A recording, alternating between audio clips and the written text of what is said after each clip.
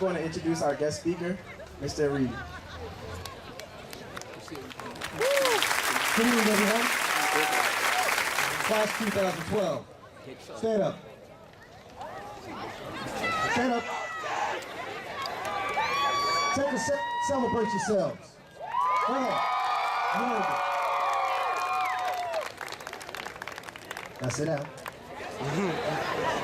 I said a second. You want to get up out this sun?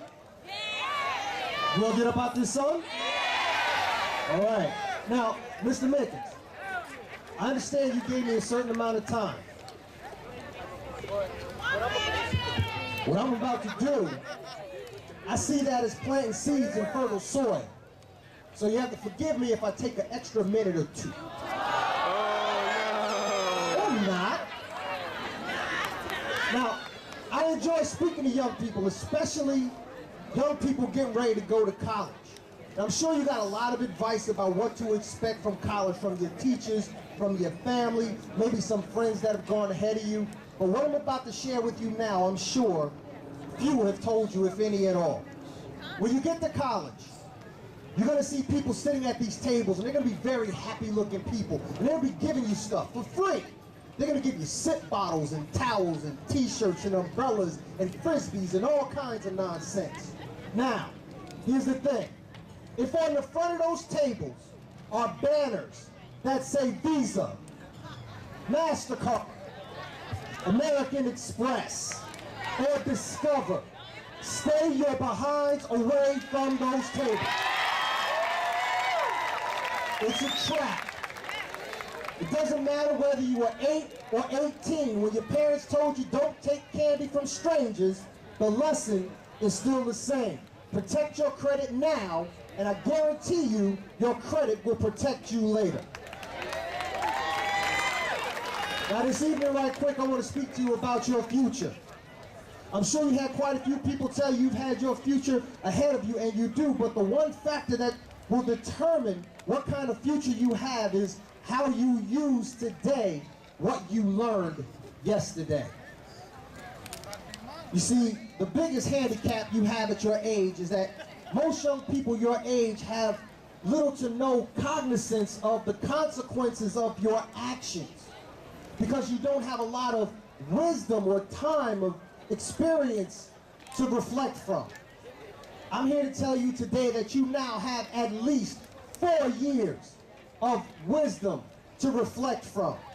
4 years of successes you've made. 4 years of setbacks that you suffered from. All of which, when you use them, I guarantee you, if you use them appropriately, you should have more success than setbacks over the course of the next 4 years. So think clearly about what you do, because the decisions you make and the actions you take today will definitely affect how you live tomorrow. How you carry yourselves these past 4 years determine the directions you're headed now. And how you carry yourself over the next 4 years will determine the direction of the rest of your lives. So don't allow anyone to tell you you can't accomplish your goal, because they didn't. As I was saying, don't allow anyone to tell you you can't accomplish your goal, because they haven't. I want you to look that person square in the eye and ask them, what does your failure have to do with me? So be reasonable in setting your goals, but be totally unreasonable in fulfilling them. Don't let anyone, no matter how close to you they may be, stand in the way of you living your dreams. Because the people that you see on TV, the people that are out there living their dreams, those are the people who stopped chasing them and started making them happen. So speaking of making dreams come true, I would be remiss if I were to leave here and not tell you that somehow, some way, you must find a way to be of service. In order to receive God's blessings, you must first yourself become a blessing. Now, before I conclude, and believe me, I'm about to, graduates, I want you to repeat after me. The future is mine. Say it louder. Now, if you really believe that, say, I'm going to make it because I'm going to take it. Now when you get home, I want you to get yourself some paper and a marker. And I want you to write "the future is mine" on that piece of paper.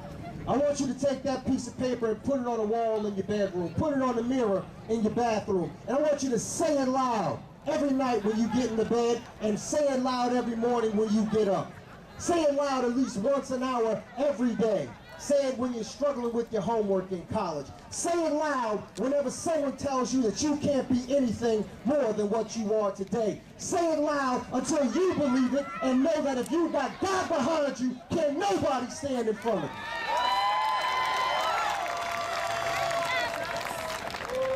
you. Y'all ready for this part? Here it comes. In conclusion,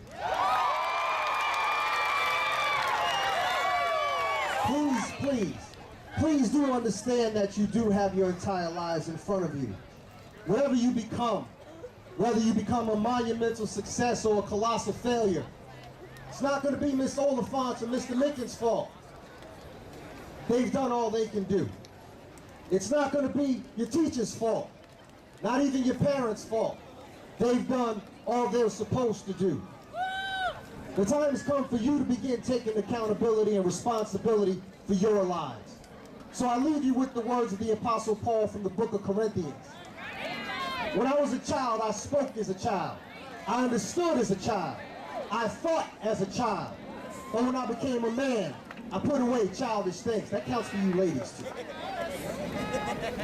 So to the graduating class of 2012, if it has not been said yet, let me say that this ceremony is the opening of the door to your adulthood.